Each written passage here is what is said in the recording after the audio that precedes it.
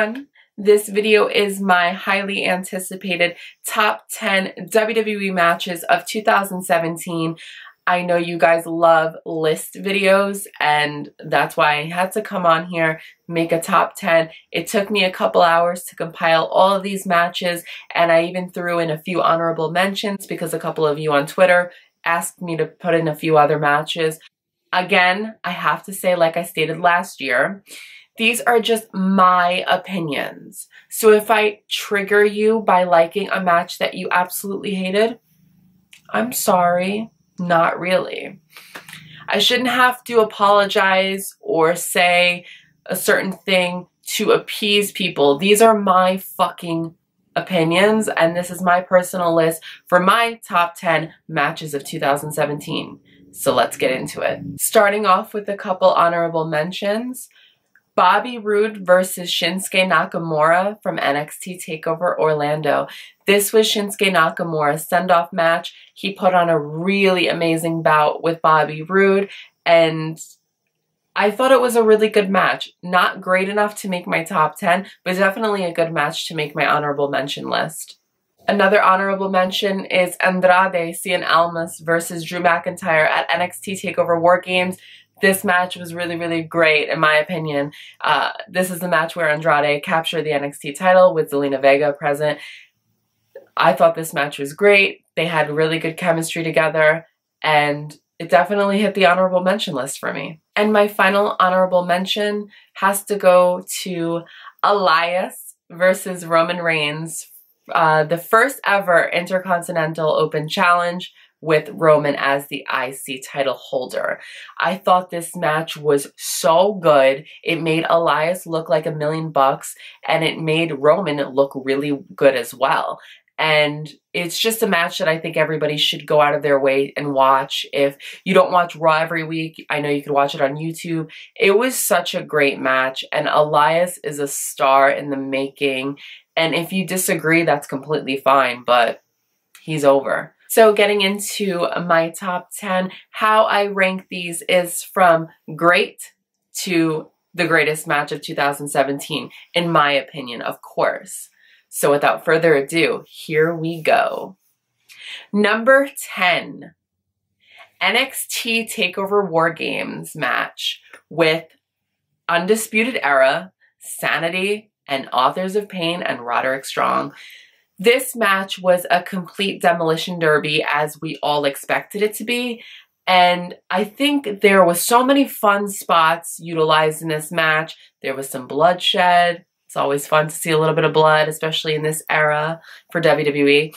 And I think the right men won. The Undisputed Era, Adam Cole's faction, prevailed here, and rightfully so. Adam Cole is going to be the biggest star of NXT in 2018. I mean, it's so obvious. So, of course, this match had to be included in my list of WWE's top 10 matches of 2017. Number 9, The New Day versus the Usos at Hell in a Cell. This match was so good. Both teams have amazing, amazing chemistry together. A lot of you do not like false finishes, and a lot of you do. I'm more on the right with that. I do prefer the false finishes. This match was unbelievable. You guys have to go out of your way to watch this. If you didn't, I really recommend this match to everybody. It was so, so, so good. Number 8, the SummerSlam Fatal 4-Way with all these big Leviathans.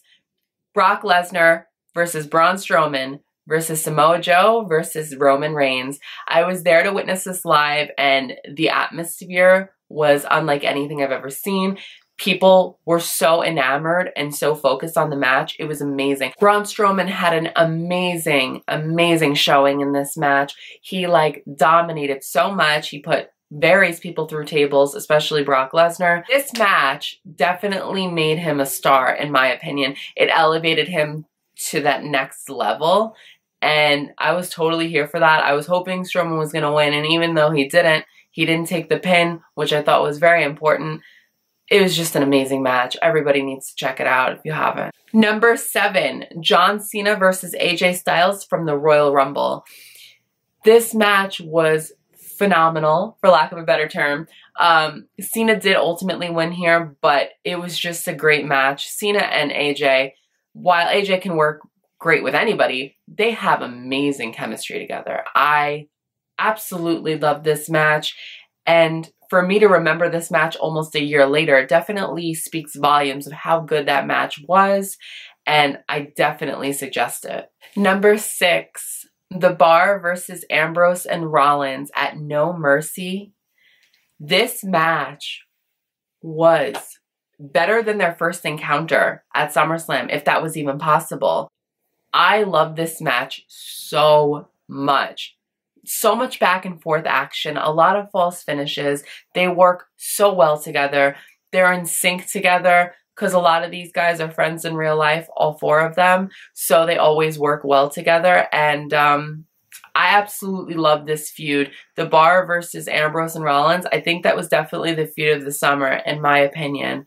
So I love this match. And I honestly go back and rewatch it sometimes because it's that good. So for a lot of my picks here, I do go back and rewatch them. It was a really great match, and it was an epic rivalry of the summer. In my opinion, it was the best rivalry of the summer. Number 5, Shane McMahon versus Kevin Owens at Hell in a Cell. This is the match where Sami Zayn turns heel, as I predicted it would happen. I love this match because we did see a different element taken in this match. We didn't expect them to fight on top of the cell, but they climbed it and they fought on top of the cell, which was so fucking awesome to see. Shane McMahon, I have to give a lot of credit for him, almost being 50 years old, to do these death-defying stunts. He really does risk it all for the love of wrestling, and I think that's amazing.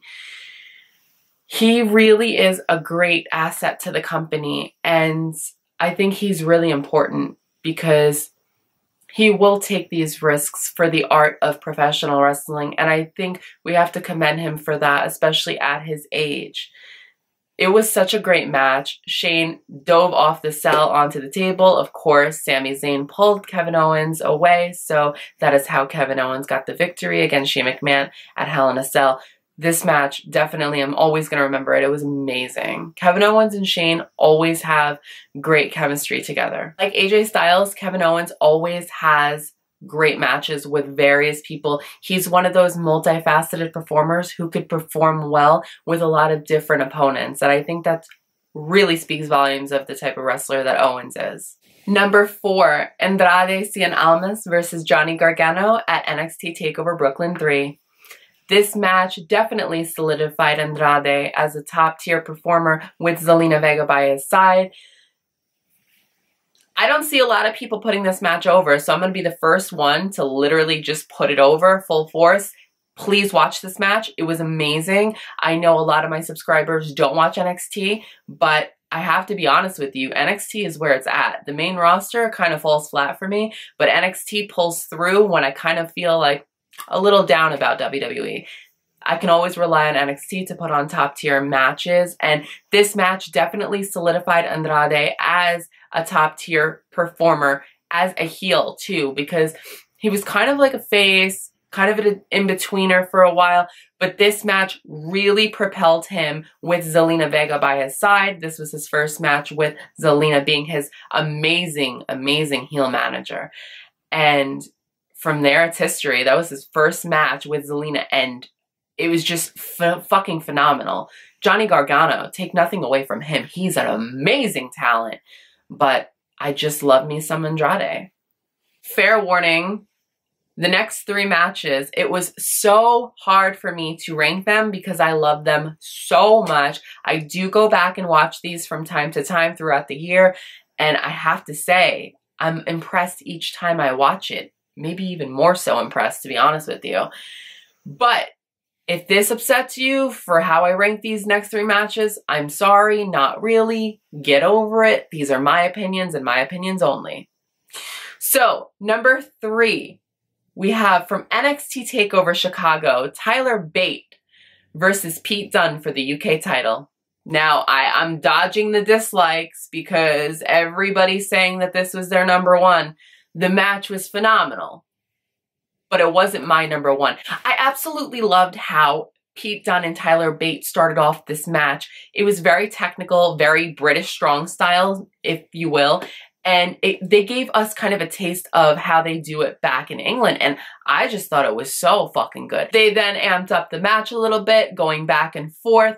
I think that this match was amazing in the sense that you don't have to have so many false finishes in order to hype up the crowd. The crowd was definitely hyped up. There was a ton of fight forever chants, which I love. I think it adds so much drama to the match and so much intensity to the match. And I think that this match, if I could take anything away from it, it was a very telling match in the sense of trying to avoid your opponent's finishing move. There was a lot of counters, not false finishes, but a lot of counters. And it was a great example of trying to avoid their big move in order to get defeated. So I think that was amazing. It was a great 15-minute match. This is another sign that you do not need a 30-minute match to come through. This match was phenomenal. From having only 15 minutes on the card, bravo to these two men. They're two young up-and-coming stars, and I'm just here for it. It was amazing. Number 2, this was a very hard decision. You know, it was rotating. My number 2 and my number 1 was rotating for an hour, but I had to settle on Asuka versus Ember Moon from NXT TakeOver Brooklyn 3. So if you are a fan of false finishes, this match is for you. In my opinion, this was definitely the false finish match of 2017. It was phenomenal, amazing, excellent, brilliant. It had everything that encompassed amazing wrestling. And Ember and Asuka put on a show here. I definitely wasn't here for their NXT TakeOver Orlando match. I thought it kind of fell a little flat for me, but this match was so good. Asuka kicking out of the Eclipse, I was slayed. I was like, oh my God, I love me some Asuka. But this match, I'm like still shook from it. It was so amazing. I can't even put into words. You guys have to go back and watch this match. I know the outcome. A lot of people said Ember should have won, especially since Asuka was literally being called up a few weeks after. And I understand that, but I don't agree with it. I was definitely here for Asuka winning to maintain her undefeated streak. Asuka is the queen. I bow down to Asuka. Queen as fuck. I love her so much. This match was amazing. And honestly, it was the only, for me at least, the only women's match of 2017 on my top 10 list. And my number 1 match of 2017 goes to, drumroll please, Aleister Black versus Velveteen Dream, NXT TakeOver War Games. I'm not worthy. I am not worthy. This match was amazing. Storytelling at its finest. Less is more, you guys, okay? The simple, the better. I think in WWE and wrestling in general, I think we try to do the most and it kind of doesn't work out. This storyline was amazing. The in-ring psychology was lit as fuck. Velveteen Dream is over. The dream is over, okay? He's so amazing. But let me get into the match. So, for those of you that don't watch NXT, basically the premise of the storyline was that Velveteen Dream wanted Aleister Black to say his name for 2 months straight. Aleister never did.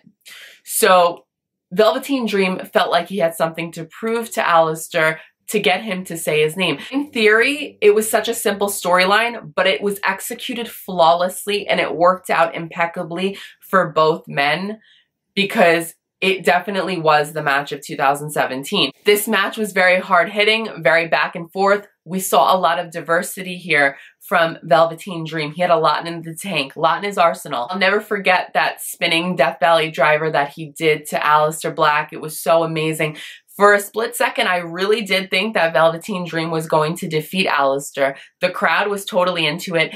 In certain moments of the match, more people were actually chanting Velveteen Dream over Aleister Black. And they were also chanting "say his name," which went well with the storyline for the 2 months. It was so amazing. Aleister Black does ultimately get the win with the black mass, but Velveteen Dream is the real winner, in my opinion. He's only 22 years of age, and he had a fantastic takeover match. He's literally being elevated to the moon now because he's so fucking amazing. This gimmick is perfection personified. When I look up the word perfection in the dictionary or on Google, I see a picture of Velveteen Dream because that's how amazing this gimmick is. He is over, and I am obsessed with Velveteen Dream. This match was definitely my match of 2017. Please, if you do not watch NXT, go out of your way to watch this on the network. If nothing else, if you do not want to take 20 minutes out of your day to watch any other matches that I listed below, please watch Velveteen Dream versus Aleister Black. It was so incredible. I cannot put into any words any further. Just watch it. I'm speechless. It's an amazing match. Literally, every time I watch it, I'm slayed. That's how amazing. It gets better and better each time I watch it. Velveteen Dream and Aleister Black, you guys are money. Both of y'all. And I'm so here for Velveteen Dream. I cannot wait to see what happens to him in NXT. I think he's just going to climb the rankings very fast. This match was definitely lit. If you guys like this video, please give it a like, and please subscribe for more videos coming soon.